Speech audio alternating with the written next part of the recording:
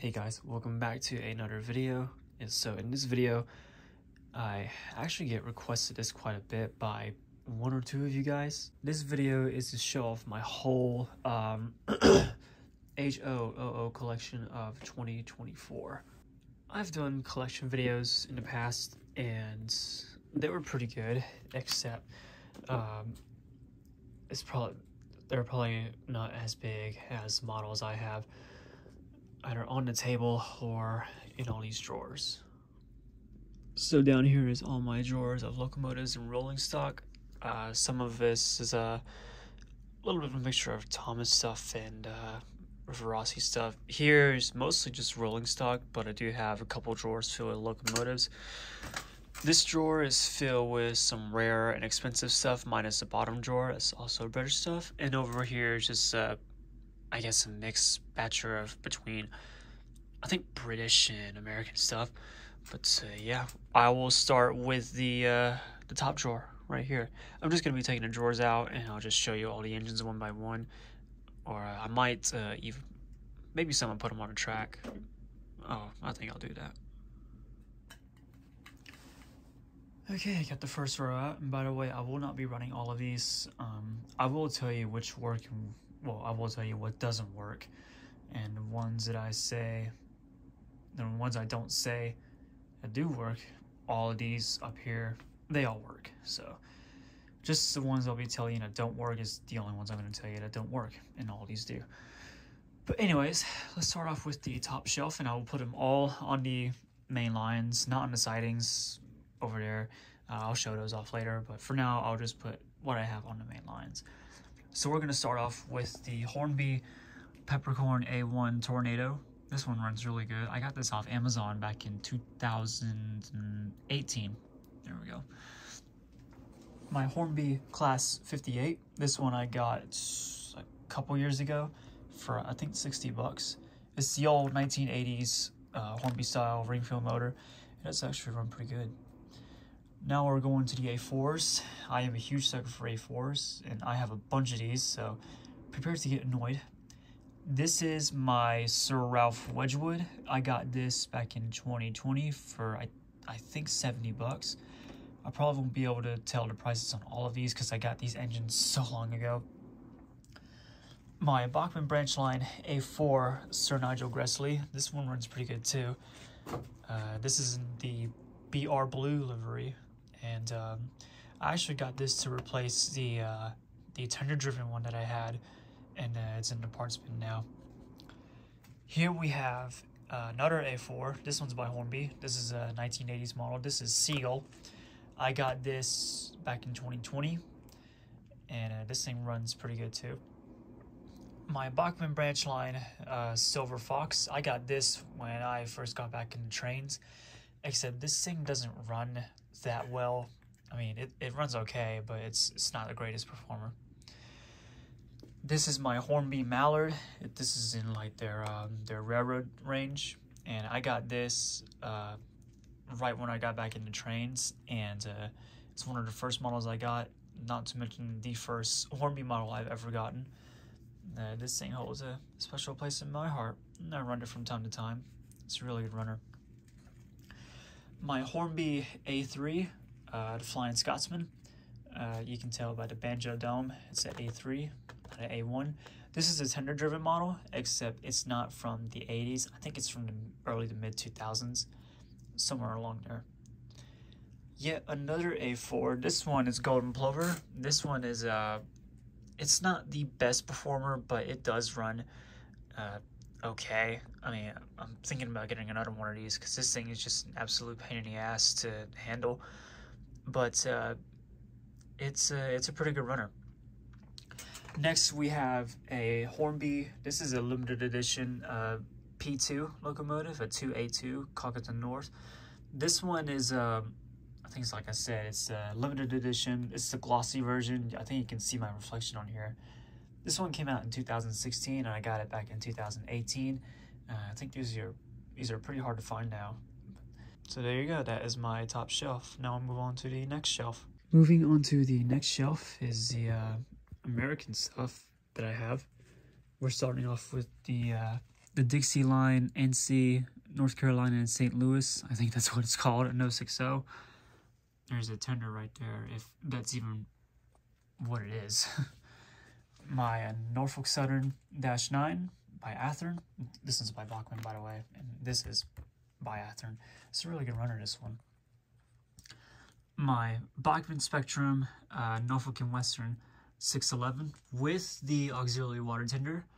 I know it's a different shade than what the engine is, but the newer ones are really expensive, and this one was pretty cheap.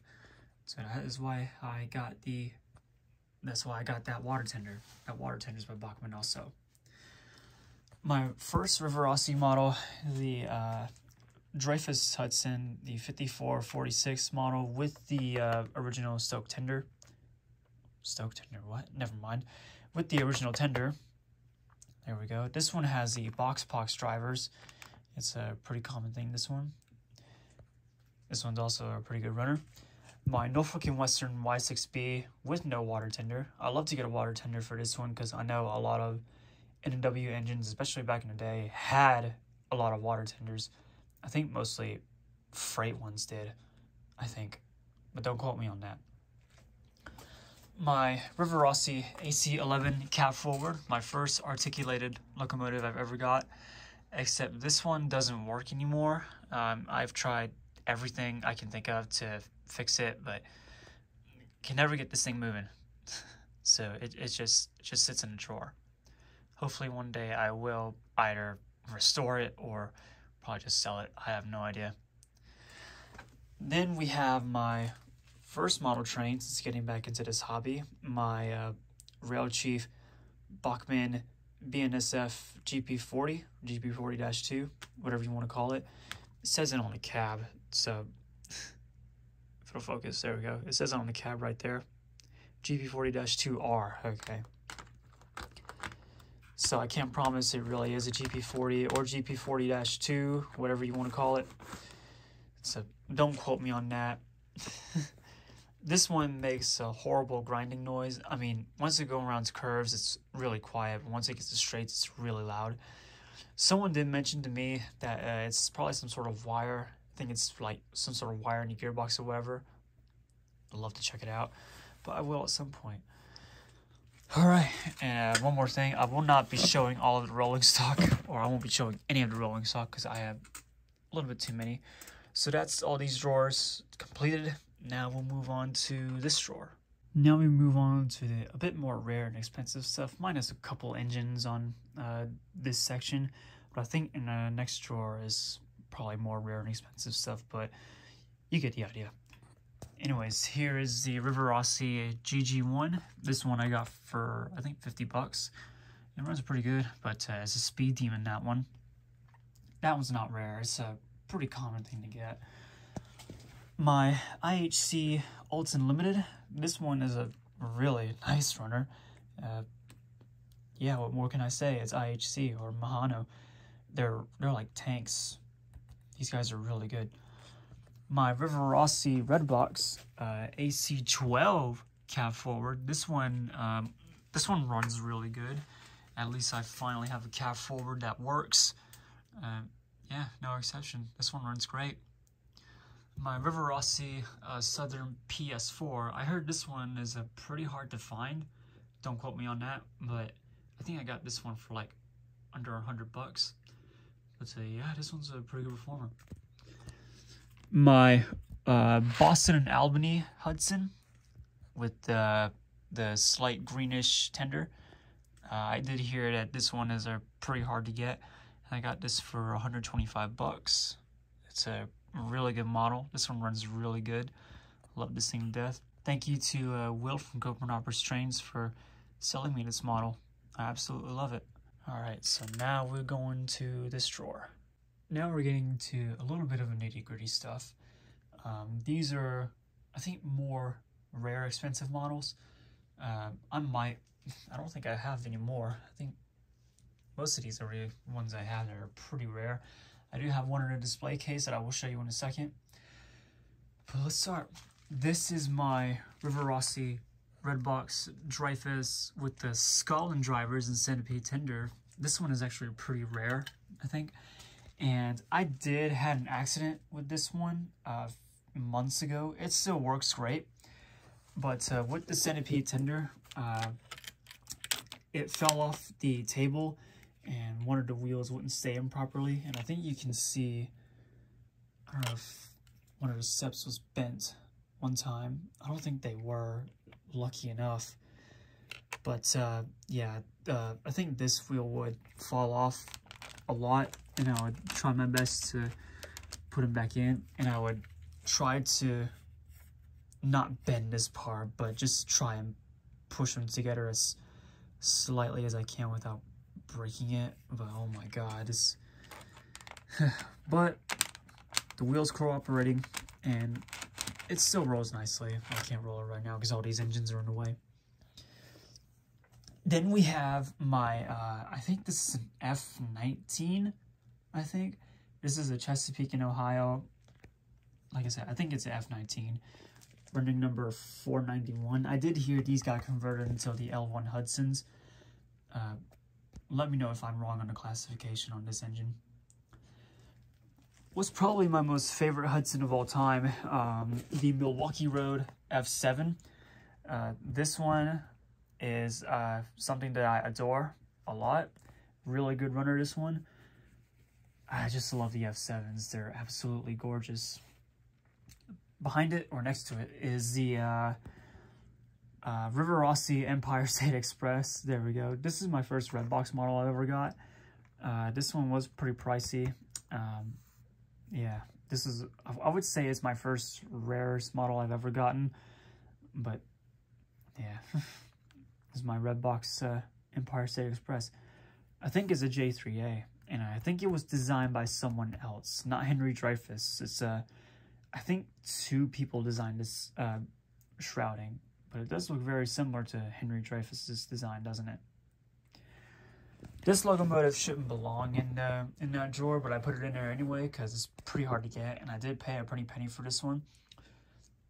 This is my 1-1 collection A4 Bittern by Hornby. This one runs really good. It's missing the coal load on the tender, and I put one of the cab doors in there because it came off. And this one comes with an auxiliary water tender. No, I will not be converting this into the Flying Scotsman's water tender because, well, yeah, I get it's probably not supposed to be with an A4, but they have done this in real life. But I'm not converting this into the Flying Scotsman water tenders, so any request on doing that, I will ignore it. And here is one of my rarest models in here. This is my Lehigh Valley John Wilkes that is in here. This one's also a really good runner. I haven't gotten it out in a while. So it just sits in here because I love this thing a lot. And in this red box, I'll get it out real quick and I'll show you. I don't know how well you can see this because it barely fits in the shot. This is probably the rarest model I have in my collection. And I hope it ain't upside down. Oh, it's not. Good.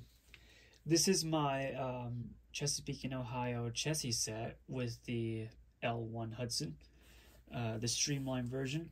It's based on the Empire State Express tooling. I just thought I'd show that before I forget because I keep it in this box because I'm scared to damage it and whatnot. So it just sits in here. I'm not really a big fan of keeping models in boxes because, well, I don't even know if it's just money sitting there in it. But I keep this one in the box for a reason because it's so rare and yeah, I just don't want to damage it. But I do get it out from time to time. And it's a pretty good set. So yeah. Well, at the time of filming this, there is one set on eBay listing for $750. Not a cheap set at all. So yeah, it's a pretty rare set. So that is why I keep it in this box. Now we move on to the next shelf. Moving on to the last shelf of this section of drawers. we have more Hornby stuff, some more A4s and a couple of non-A4s. That sounded bad, I'm sorry. But we'll just get started with this. So we have what's probably the ugly duckling of this section is the Thompson A2/2 Pacific Caucasus North. This is a rebuilt P2, and I think everyone will just throw tomatoes at this thing and boo at it. But even as wrong as this engine looks, I really like it. I mean, come on, guys. This thing is just so underappreciated. Yes, it's Edward Thompson. I understand that, but it's a Locomotive. Come on, guys. And beside it is my Hornby limited edition The Great Goodbye set, Dominion of Canada. This one is a really good runner, one of my favorites, especially with that bell. Sadly, that bell doesn't swing as I hoped it would, but no, it doesn't swing. I did hear that this thing was fitted with a Canadian Pacific whistle. It's not a 3-chime, it's something else. I forgot, but it's I thought it was really interesting. And it was a gift from the Canadian Pacific Railroad too, I think. Let me know if I'm wrong, don't quote me on that. And what is my first ever purchase from Hatton's, and I'm so sad to see them go eventually. They are closing down this year. My Hornby Evening Star, the 9F. It's got a little bit of dust on it. There we go. But yeah, this is my first ever purchase from Hatton's. I got this for around $100, where I would see a lot of people on eBay, especially if they're selling this in the US, selling it for close to $200 for such a basic model. Really? Yeah, I wouldn't want to pay that much for it. Then over here is another A4 by Hornby. These are all by Hornby, by the way. Commonwealth of Australia. I got this back in 2018. And if you've been following my channel for a while, there is a story behind this locomotive on how I got it and what happened. If you're interested in seeing that, just search for my channel name and search for Commonwealth of Australia. I think they retooled this one. They re-released this model last year. I think it was for the 10th anniversary of the Great Gathering, and they re-released the, well, they reissued, I think, the Hornby Dublo A4 stuff, or these are all die cast. And I think the lining, the white lining here from the tender is lined up perfectly with the locomotive. But this thing is still a good runner. I love it. Over here is another Great Goodbye edition. This is Union of South Africa. It was my first Great Goodbye edition, if I can get that out right. But yeah, this thing is a really good runner too. I had to fix the buffers right here. They came off in the drawers, but I do have to super glue them back on. But they're still a tight fit. You probably can't even tell if they even came off in the first place. And beside that is a set I've always wanted for many, many, many years. I wanted this set for over a decade. I never got into it, but I never got around to getting it because it was just so hard to find and pretty expensive too. This set I paid close to $300 for. This is also by Hornby with Falcon. It is their Heart of Midlothian set. It came in a train pack. I bought this from overseas, and yeah, this was a set I've always wanted for years. When I saw Intercity 82 video, I saw his video of this thing. I think he made a couple videos of this thing now, and this thing just looks awesome. I love it. I am just so happy to finally have this set, especially the locomotive. The locomotive just looks equally nice. So yeah, that is the final drawer of the white drawer section. Now we move on to this one.